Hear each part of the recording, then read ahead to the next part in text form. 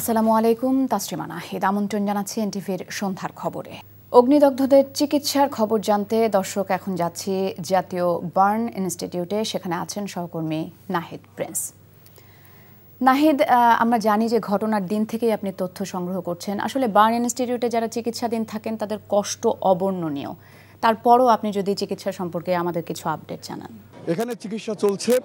গতকালকে মধ্যরাতে যে সিঙ্গাপুর থেকে হাসপাতাল এই বার্নে যে চিকিৎসকরা এসেছে তারা পর্যবেক্ষণ করছে 48 ঘন্টা। সেই পর্যবেক্ষণ করে তারপরে এখানে যারা বার্ন বেশি আছে তাদেরকে উন্নত চিকিৎসার জন্য বিদেশে নেওয়া হবে কিনা এসব পর্যবেক্ষণ তারা করছে। তারা বলছে যে যাদের বার্ন 15%-এর উপরে আছে তাদের জন্যই মূলত তারা আরও বেশি পর্যবেক্ষণ চালাবে। এছাড়া যে 6টি লাশ এখনও পরিবার পাওয়া যায়নি, তাদের পরিবার যারা খুঁজে বেড়াচ্ছে তাদেরকে সেই পরিবারগুলোকে মালিবাগ সিআইডি অফিসে যোগাযোগ করতে বলা হয়েছে।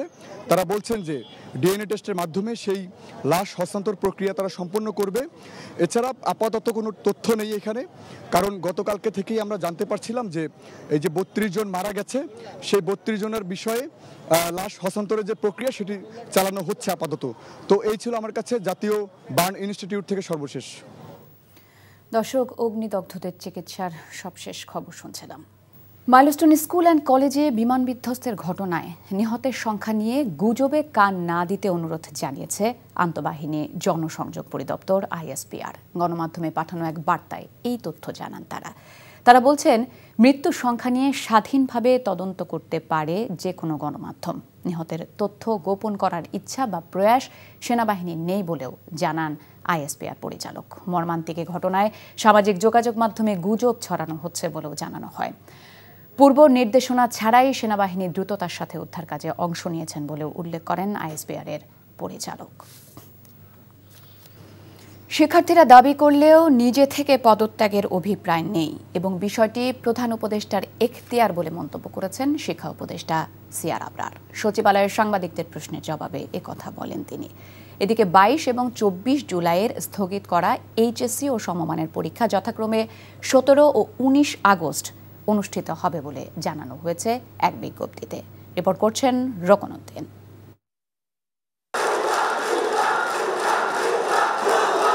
শিক্ষা উপদেষ্টা এবং সচিবের পদত্যাগ সহ কয়েকটি দাবিতে মঙ্গলবার সচিবালয়ের ভেতরে বাইরে বিক্ষোভ করেন শিক্ষার্থীদের অনেকে, যার অন্যতম ছিল রাষ্ট্রীয় শোকের দিন মঙ্গলবার এইচএসসি ও সমমানের পরীক্ষা স্থগিতের সিদ্ধান্ত কেন রাত 3টায় জানানো হয়েছিল।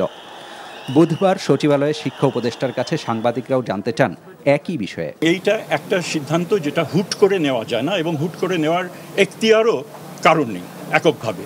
তো সেখানে সেই প্রক্রিয়া যেরকমভাবে পরীক্ষা কন্ডাক্ট করার জন্য একটা রোল ডাউন করতে হয়, আবার পরীক্ষা যদি না হয় সেটা আবার রোল ব্যাক করার কিন্তু একটা বিষয় রয়েছে। সিদ্ধান্ত যখন হলো যে এটা আমরা পেছাবো, সেটা নির্দিষ্ট সময় হয়েছে এবং পরবর্তীকালে এটা জানিয়ে দেওয়া হয়েছে।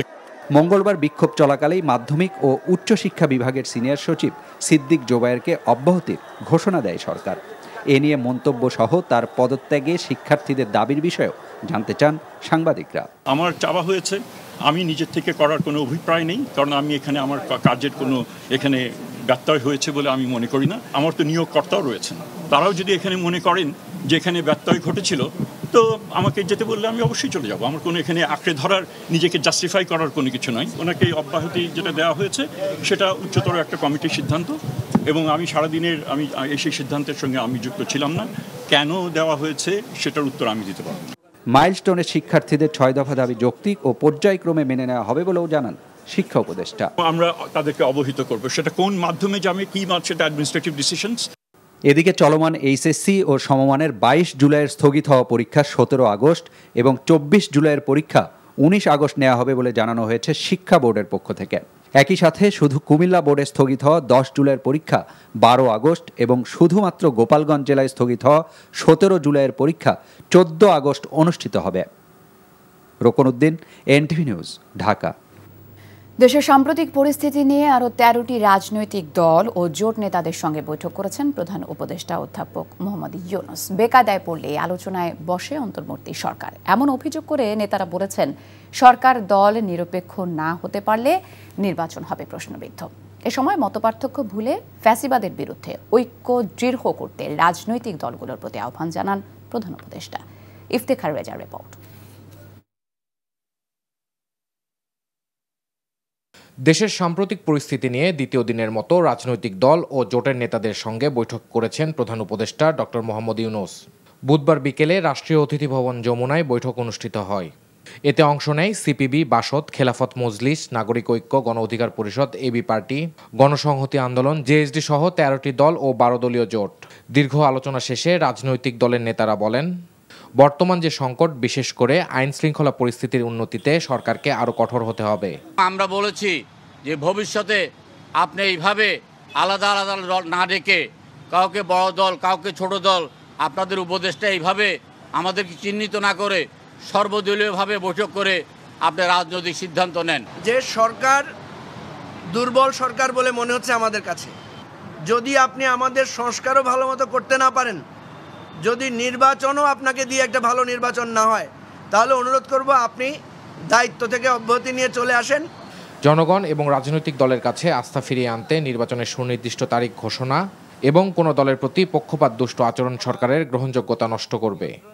সরকারের অবিলম্বে উচিত নির্বাচনের তারিখ বিষয়ে সুস্পষ্ট ঘোষণা যাওয়া, অন্তত 5ই আগস্ট অথবা তার পরবর্তী সময়ের মধ্যেই দ্রুততম সময়ে সরকার এ বিষয়ে সুনির্দিষ্ট তারিখ ঘোষণা করবেন বলে আমরা আশা করি।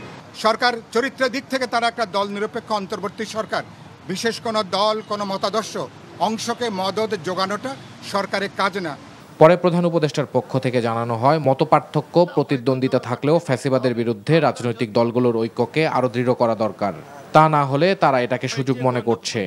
এ সময় রাজনৈতিক দলগুলোও আইন শৃঙ্খলা নিয়ন্ত্রণে প্রধান উপদেষ্টাকে আরও কঠোর হওয়ারও আহ্বান জানান। Iftekhar Reza, NTV news, Dhaka. সংস্কার ছাড়া অতীতের মতো বস্তা পচা কালো টাকা ও পেশিশক্তির নির্বাচন মেনে নেওয়া হবে না বলে সতর্ক করেছেন জামায়াতে ইসলামের আমির ডক্টর শফিকুর রহমান। বলেন, ফ্যাসিবাদ বিরোধী বিপ্লবের ক্রেডিট এককভাবে কারো নয়, এই বিপ্লবের নির্দিষ্ট কোনো মাস্টার মাইন্ডও নেই, সবাই এর অংশীদার।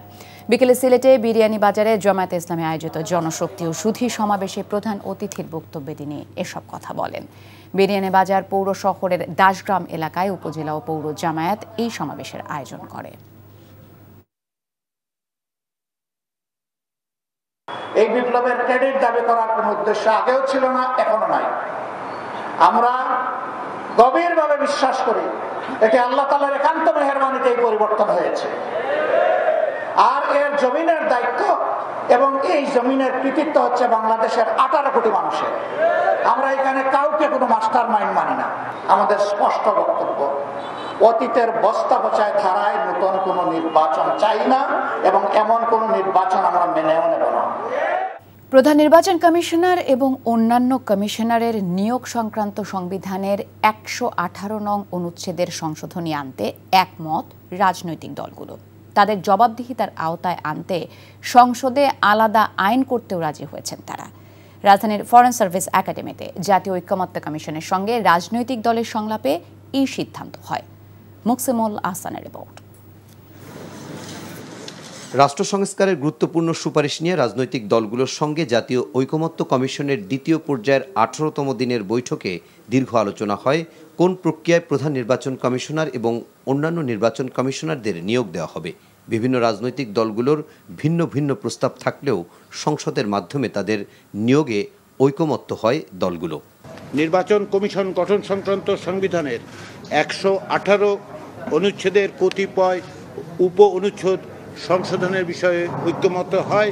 আরও একটি বিষয়, প্রধান নির্বাচন কমিশনার এবং কমিশনারদের জবাবদিহিতার জন্য আইন প্রণয়ন ও আচরণ বিধি প্রণীত হইবে। এ সময় বিএনপির পক্ষ থেকে জানানো হয়, সাংবিধানিক প্রতিষ্ঠানগুলোর মধ্যে শুধুমাত্র নির্বাচন কমিশন গঠনের ক্ষেত্রেই এই প্রক্রিয়ায় তারা সম্মত হয়েছেন। আর জামাত মনে করে এই আইনি সংশোধনীর মাধ্যমে কার্যকর ভূমিকা রাখতে পারবে ইসি। নির্বাচন কমিশন গঠন সংক্রান্ত এই জায়গায় আমরা একমত, কিন্তু অন্যান্য যে সমস্ত সাংবিধানিক প্রতিষ্ঠান এবং সংবিধিবদ্ধ প্রতিষ্ঠানের ক্ষেত্রে সংবিধানে নিয়ে আসার জন্য আইন সংশোধনের যে প্রস্তাব করা হয়েছে তার সাথে আমরা একমত না হয়ে শুধুমাত্র নির্বাচন কমিশনের ক্ষেত্রে আমরা একমত হয়েছি এই কন্ডিশনে। তো এখানে speaker from the government side and deputy speaker from the opposition. Prime minister of the government, leader of the opposition, প্রধান বিচারপতির একজন প্রতিনিধি, সুপ্রিম কোর্টের একজন বিচারক হবেন।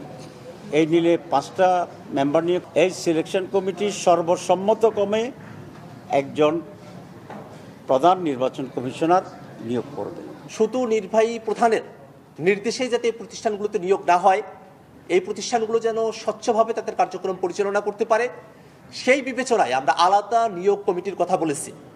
আজকে একটার বিষয়ে নির্বাচন কমিশনের বিষয়ে একমত হওয়া গেছে। নির্বাচন কমিশন গঠন এবং নিয়োগের ক্ষেত্রে সংবিধানের গুরুত্বপূর্ণ সংশোধনীতে রাজনৈতিক দলগুলো ঐকমত্যে পৌঁছায় তাদের ধন্যবাদ জানান কমিশনের পক্ষ থেকে অধ্যাপক আলী রিয়াজ। Muksimul Ahsan, NTV news, Dhaka. দেশের স্বার্থে সবাইকে ঐক্যবদ্ধ থাকার আহ্বান জানিয়েছেন জাতীয় নাগরিক পার্টি এনসিপির দক্ষিণাঞ্চলের মুখ্য সংগঠক হাসনাত আব্দুল্লাহ। কুমিল্লায় পদযাত্রা শেষে টাউন হল মাঠে সমাবেশে এসব কথা বলেন তিনি। উত্তরাঞ্চলের মুখ্য সংগঠক সার্জিস আলমের সঞ্চালনায় এনসিপির সমাবেশের শুরুতে মাইলস্টোন ট্র্যাজেডিতে নিহতদের স্মরণে 1 মিনিট নীরবতা পালন করা হয়। মাইলস্টোন স্কুল অ্যান্ড কলেজে বিমান দুর্ঘটনার নিরপেক্ষ তদন্ত দাবি করে হাসনাত আব্দুল্লাহ বলেন, নিহতদের সংখ্যা নিয়ে যে বিভ্রান্তি রয়েছে তা নিশ্চিত করতে হবে। আব্দুল হান্নান মাসুদ, নাসিরুদ্দিন পাটোয়ারি, সামান্তা শারমিন সহ আরও অন্যান্য নেতৃবৃন্দ বক্তব্য রাখেন। যুক্তরাষ্ট্র থেকে গম আনায় দাম কিছুটা বেশি পড়লেও প্রস্তাবিত শুল্ক নিয়ে আলোচনার জন্য ভালো হবে বলে জানিয়েছেন অর্থ উপদেষ্টা ডক্টর সালেউদ্দিন আহমেদ। যুক্তরাষ্ট্র শুল্ক কিছুটা কমাবে আশাবাদ জানিয়ে তিনি বলেন, এ মাসেই আবারও আলোচনার জন্য যাবেন বাণিজ্য উপদেষ্টা। গম ইউএস থেকে আনার জন্য আমরা অনুমোদন করেছি। দাম বাড়বে, কিন্তু কিছুটা অ্যাডভান্টেজ আছে। আমাদের নেগোসিয়েশনের জন্য আমাদের কিছু আনতে হবে, ট্রেড ডেফিসিটটা কমাবার জন্য এটা সহায়ক হবে আমাদের। বাণিজ্য উপদেষ্টা যাবেন, টিম নিয়ে যাবেন, এখনো ফাইনাল না, 1 তারিখের আগেই যাবেন। আমরা আশা করছি যে শুল্কটা কিছুটা ইসে করবে আর কি, কারণ আমরা তো চেষ্টা করছি, ডেফিসিট তো কম, $6.5 বা $7 বিলিয়ন। এই ছিল সন্ধ্যার খবরে। এই খবরের ভিডিও সহ আপডেট জানতে ভিজিট করুন এনটিভি অনলাইন www.ntvbd.com। এছাড়াও এনটিভির জনপ্রিয় সব অনুষ্ঠান ও খবরের আপডেট জানতে ভিজিট করুন আমাদের ইউটিউব ও ভেরিফাইড ফেসবুক পেজে। রাত 10:30টায় রাতের খবর দেখার আমন্ত্রণ রইল। ধন্যবাদ সবাইকে।